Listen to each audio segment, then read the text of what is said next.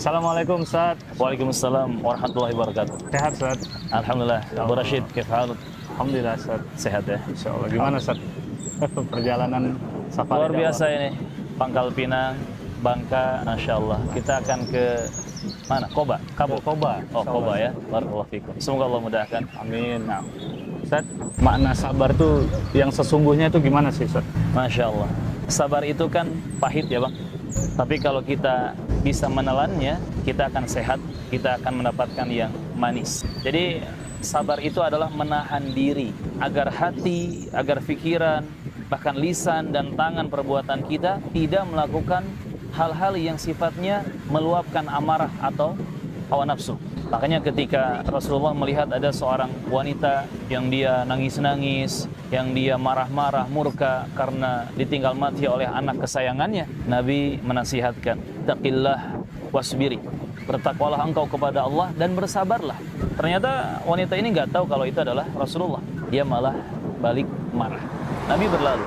Dan ketika disampaikan bahwa itu adalah Rasulullah, dia kaget. Sampai dia mengejar Nabi dan mencari rumah Nabi di mana untuk minta maaf.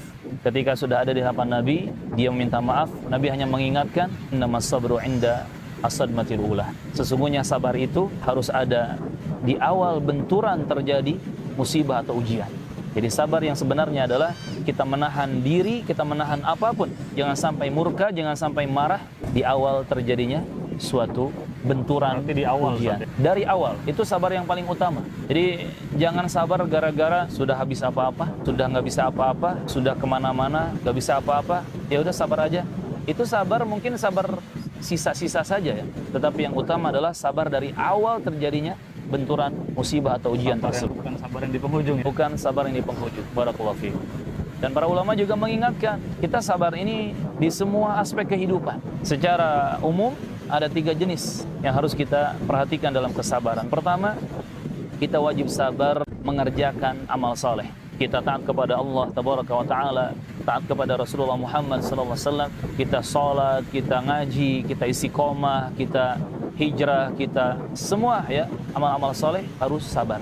Sabar Ustaz. Yang kedua, kita wajib sabar dalam meninggalkan kedurhakaan. Ketika kita meninggalkan yang haram-haram, ketika kita meninggalkan yang dilarang oleh Allah dan Rasulnya, ketika kita meninggalkan riba, khamr, meninggalkan lingkungan yang buruk, meninggalkan semua yang haram-haram, harus dengan sabar.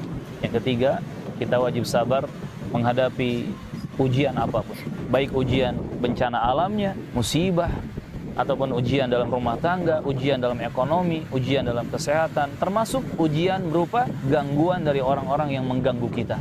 Karena kan tidak semua manusia suka sama kita ya.